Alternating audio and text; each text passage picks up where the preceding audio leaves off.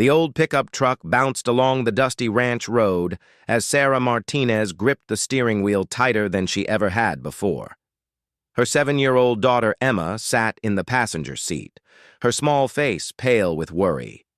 They had been driving for 3 hours since leaving the city, hoping to find help at the remote cattle ranch owned by Jake Thompson, a man Sarah had only heard about through whispered conversations at the diner where she worked. Sarah's hands shook as she remembered the events of the past week. Her ex-husband Carlos had been released from prison early, and he was angry, very angry.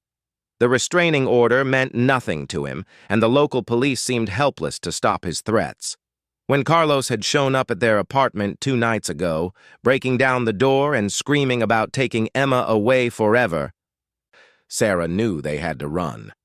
The ranch house appeared in the distance like a mirage in the desert heat. It was a simple wooden structure with a wraparound porch, surrounded by endless fields where cattle grazed peacefully. As Sarah parked the truck, a tall man in his 40s emerged from the barn. Jake Thompson was exactly as she had imagined him, weathered by years of hard work under the sun, with kind eyes that seemed to see everything. Emma stayed close to her mother as they approached Jake. Sarah could barely find her voice as she began to explain their situation. She told him about Carlos, about the violence, about the threats. Her voice cracked when she described how her ex-husband had grabbed Emma by the arm so hard it left bruises, promising to take the little girl somewhere Sarah would never find her. Jake listened without interruption, his expression growing more serious with each word.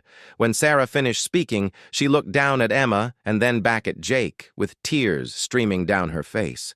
The words that came next would haunt everyone present for years to come. "Please," Sarah whispered, her voice barely audible above the wind rustling through the tall grass. "If something happens to me, can you save her instead of me? She's just a child. She doesn't deserve any of this." Jake remained completely silent for what felt like an eternity. He looked at the scared mother and daughter standing before him, then glanced toward the horizon where dark clouds were beginning to gather. The silence stretched on, heavy with unspoken decisions, and the weight of responsibility. What Sarah didn't know was that Jake had his own painful history. His younger sister had disappeared 20 years ago when she was just Emma's age, taken by an abusive boyfriend who was never caught. Jake had spent years blaming himself for not protecting her, for not seeing the signs, for not being there when she needed him most. As he stood there looking at Sarah and Emma, memories flooded back. He remembered his sister's frightened eyes, so similar to Emma's. He remembered the helpless feeling of watching someone he loved live in fear. Most of all, he remembered the promise he had made to himself after his sister vanished, that he would never again stand by and do nothing when someone needed help. The wind picked up, and Emma moved closer to her mother. Sarah was about to speak again when they all heard the sound of car engines in the distance. Multiple vehicles were approaching fast, kicking up clouds of dust on the dirt road. Sarah's face went white as she recognized the sound of Carlos's truck among them. "He found us," she breathed, instinctively pulling Emma behind her. "I thought we had more time. I thought we were safe here." Jake's jaw tightened as he counted at least 3 vehicles approaching. Carlos hadn't come alone. He had brought friends, and from the aggressive way they were driving, it was clear they meant business. The rancher's mind raced as he calculated their options. The ranch house was too far away to reach safely, and there was nowhere to hide in the open fields. Sarah began to panic, looking around desperately for any escape route. But they were trapped in the open, with nowhere to run. She knelt down and hugged Emma tightly, whispering reassurances she didn't believe herself. "Remember what I said," Sarah told Jake urgently as the vehicles grew closer. "Please, just save her. Don't worry about me. Just make sure Emma gets away safely." Jake finally broke his silence, but his words were calm and measured, despite the approaching danger. "Nobody's saving anybody yet," he said quietly. "We're all getting out of this together." The trucks were almost upon them now, and through the dust and chaos, Sarah could see Carlos in the lead vehicle. His face was twisted with rage, and she knew that whatever happened next would change all their lives forever. As the first truck skidded to a stop just yards away, Jake stepped forward, placing himself between the approaching danger and the mother and daughter who had come to him for help. Emma clutched her mother's hand tighter as car doors began slamming shut and angry voices filled the air. The confrontation that Sarah had been running from for weeks was finally here, and there was nowhere left to run. Carlos Martinez stepped out of his truck with 3 other men, each one looking more dangerous than the last. His face was red with fury, and his eyes were wild with the kind of rage that comes from months of planning revenge. He had tracked Sarah and Emma across 2 states, calling in favors from old prison contacts and following every lead until he found them at this remote ranch. "There's my family!" Carlos shouted, his voice carrying across the open field. "Sarah, you thought you could hide from me forever? And you brought my daughter to this middle-of-nowhere place?" Jake stood perfectly still, his hands at his sides but ready for anything. He had faced down charging bulls and wild animals, but there was something different about human violence that made his skin crawl. Behind him, he could hear Emma's quiet sobs and Sarah's whispered prayers.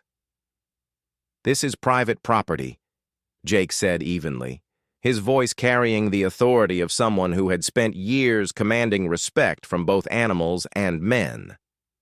"You need to leave now."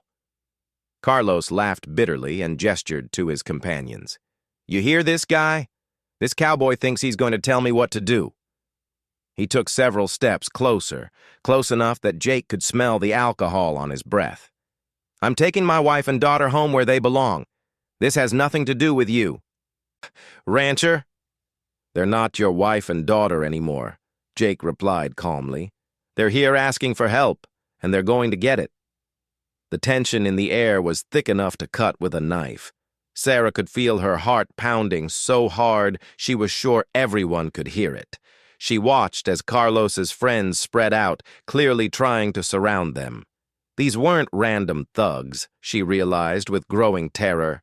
They moved with the practiced coordination of men who had done this before. Carlos's expression changed from anger to something much more dangerous. "You know what, cowboy? I was going to make this easy. Just take what's mine and leave, but now you've made it personal." He nodded to one of his companions, a large man with prison tattoos covering his arms. "Sarah," Jake said quietly without turning around, "take Emma and walk slowly toward the house. Don't run, just walk steady." But Carlos heard him. "Nobody's going anywhere," he screamed, and suddenly he had a gun in his hand. "Sarah, you and Emma get in my truck right now, or things are going to get very ugly for your new friend here." Emma whimpered and pressed closer to her mother. Sarah felt the world spinning around her as she faced the impossible choice she had been dreading for months. Save herself and Emma by going with Carlos, knowing he would probably kill them both eventually, or refuse and watch this kind stranger pay the price for trying to help them.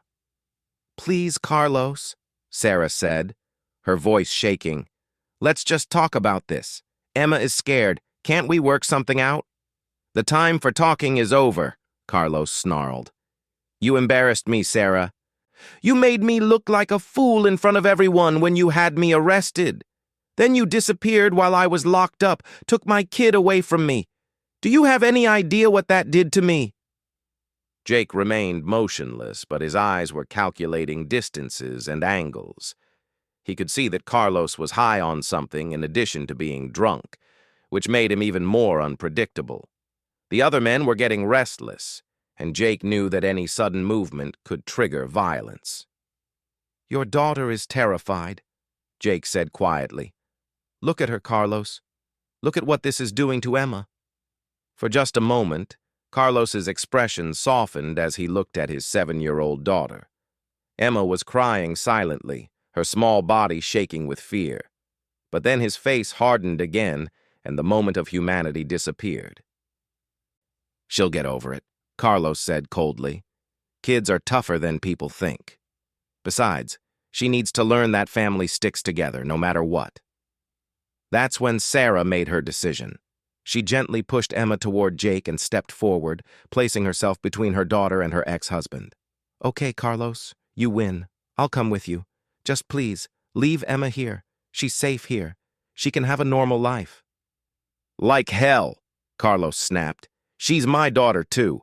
We're all going together, and we're going to be a family again. A real family." Jake felt Emma's small hand slip into his, and something inside him snapped. He thought about his sister again, about all the times he had failed to protect the people who mattered. Not this time. Not today. "The child stays here," Jake said firmly, his voice carrying a new edge that made everyone pay attention. "That's not negotiable." Carlos raised his gun and pointed it directly at Jake's chest.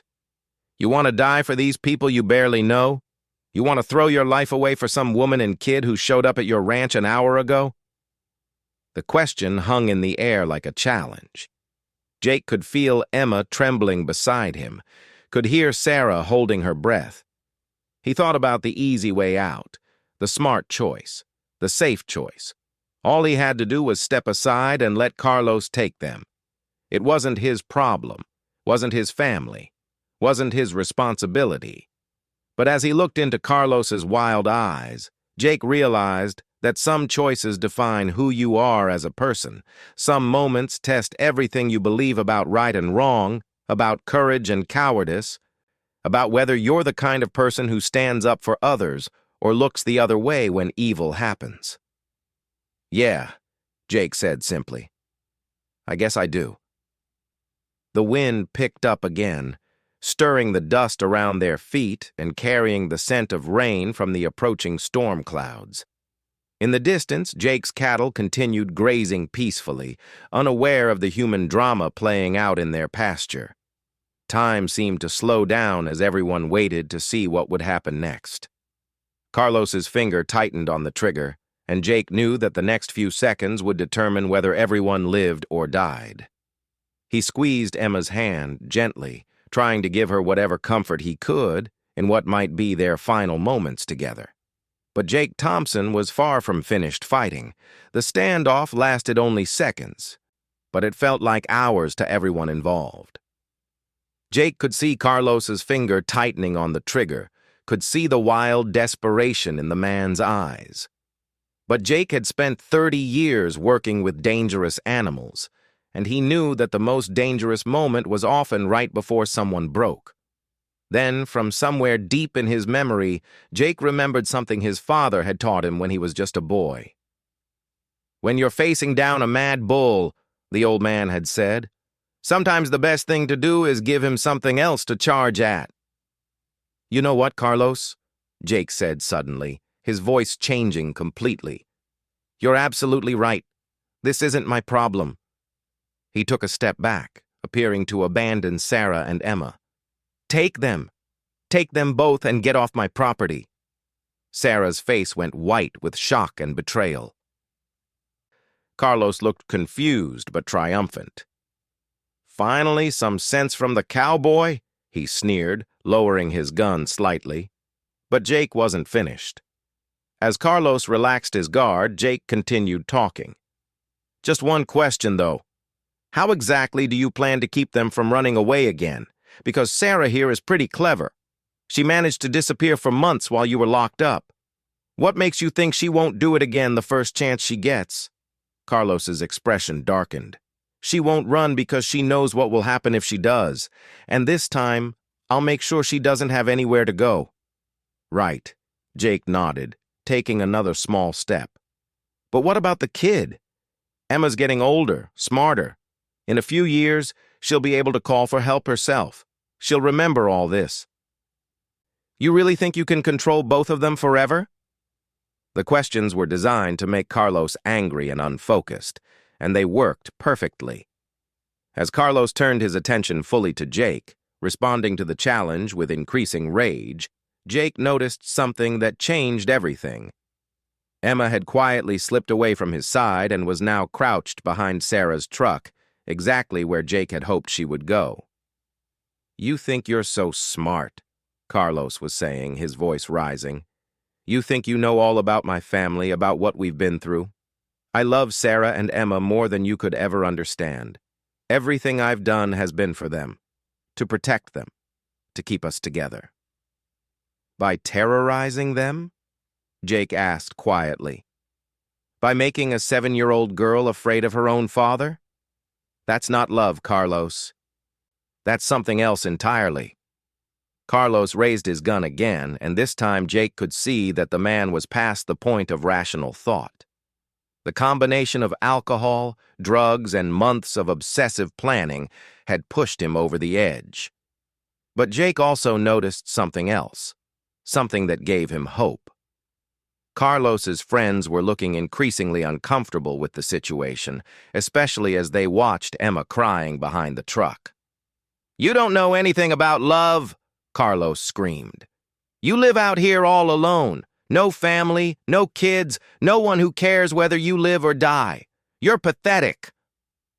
The words stung because they held a grain of truth, but Jake pushed the pain aside.